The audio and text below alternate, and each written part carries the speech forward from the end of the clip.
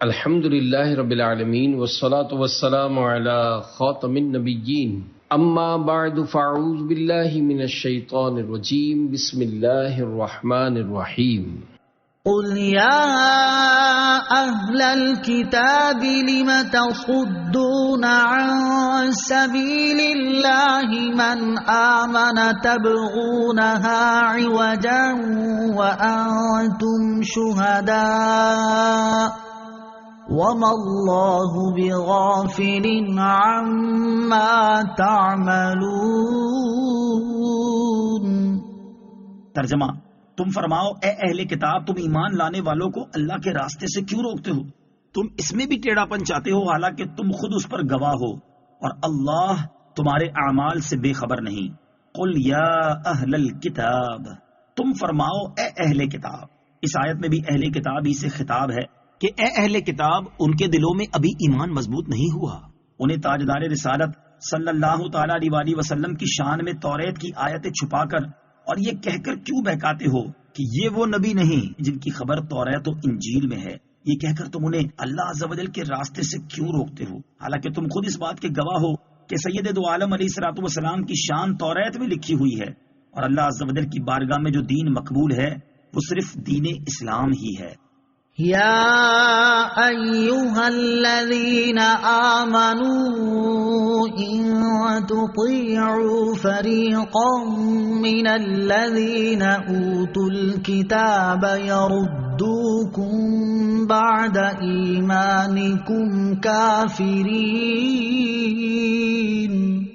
ترجمہ: اے ایمان والو، اگر تم اہل کتاب میں سے کسی گروہ کی اطاعت کرو تو وہ تمہیں تمہارے ایمان کے بعد کفر کی حالت میں لوٹا دیں گے۔ ان تطیعوا، اگر تم اطاعت کرو۔ مرشاس بن قیس یہودی مسلمانوں کی مجلس کے قریب سے گزرا، جس میں انصار کے دونوں قبیلے اوس اور خزرج نہایت محبت سے باتیں کر رہے تھے۔ اسلام سے پہلے ان کی آپس میں بہت جنگ تھی۔ اس یہودی کو ان کے اتفاق سے بڑی تکلیف ہوئی، چنانچہ اس نے ایک نوجوان یہودی سے کہا، تم ان کی گزشتہ جنگیں یاد دلا کر انہیں لڑا دو۔ اس نے ایسا ہی کیا اور کچھ قصیدے پڑھے جن میں ان کی گزشتہ جنگوں کا ذکر تھا۔ ان قصائد کو سن کر انصار کو اپنی گزشتہ جنگیں یاد آ گئیں اور وہ آپس میں لڑ پڑے۔ قریب تھا کہ خون ریزی ہو جائے۔ مدینے کے تاجدار صلی اللہ تعالی علیہ وآلہ وسلم فوراً موقع پر تشریف لائے اور فرمایا کہ کیا جاہلیت کی حرکتیں کرتے ہو، حالانکہ میں تمہارے درمیان موجود ہوں۔ یہ سن کر انہوں نے ہتھیار پھینک دی اور روتے ہوئے ایک دوسرے کے گلے لگ گئے۔ اس پر یہ آیت کریمہ اتری۔ اس سے معلوم ہوا کہ یہاں آیت میں کفر سے مراد کافروں والے کام ہیں، یعنی اپنی انا کے لیے آپس میں جنگ کرنا۔ دوسری بات یہ معلوم ہوئی کہ فتنہ فساد برپا کرنا اور مسلمانوں کو آپس میں لڑانا یہودیوں کا کام، اور آپس میں پیار محبت پیدا کرنا اور صلح کروانا سراپا رحمت مجسم شفقت شفیع امت صلی اللہ تعالی علیہ وآلہ وسلم کی سنت ہے۔ وَكَيْفَ تَكْفُرُونَ وَأَنْتُمْ تُتْلَى عَلَيْكُمْ آيَاتُ اللَّهِ وَفِيكُمْ رَسُولُهُ وَمَنْ يَعْتَصِمْ بِاللَّهِ فَقَدْ هُدِيَ إِلَى صِرَاطٍ مُسْتَقِيمٍ۔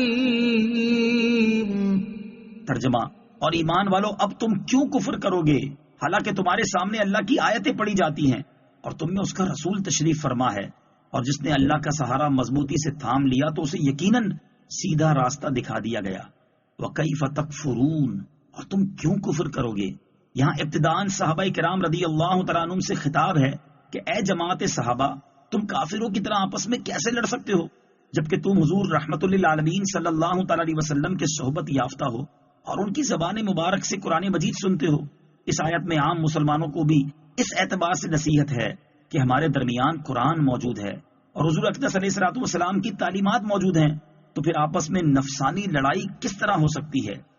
وَمَن يَعْتَصِمْ بِاللَّهِ، اور جس نے اللہ کا سہارا مضبوطی سے تھام لیا، جس نے اللہ عز و جل کا سہارا تھاما، یعنی اس کے رسول علیہ الصلوۃ والسلام اور اس کے دین کو مضبوطی سے تھام لیا اور زندگی کے جملہ امور میں اسی کی طرف رجوع کیا، تو اللہ عز و جل کے کرم سے وہ ضرور ہدایت پا جائے گا۔ یا ایھا الذین آمنوا اتقوا اللہ حق تقاتہ ولا تموتن الا وانتم مسلمون۔ ترجمہ، اے ایمان والو اللہ سے ڈرو جیسا اس سے ڈرنے کا حق ہے، اور ضرور تمہیں موت صرف اسلام کی حالت میں آئے۔ اتقوا اللہ، اللہ سے ڈرو۔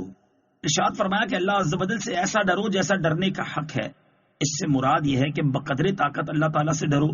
اس کی تفسیر وہ آیت ہے جس میں فرمایا گیا فاتقوا اللہ ما استطعتم، تو اللہ سے ڈرو جتنی طاقت رکھتے ہو۔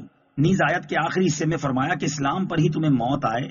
اس سے مراد یہ ہے کہ اپنی طرف سے زندگی کے ہر لمحے میں اسلام پر ہی رہنے کی کوشش کرو، تاکہ جب تمہیں موت آئے تو حالت اسلام پر ہی آئے۔ صدق اللہ العظیم۔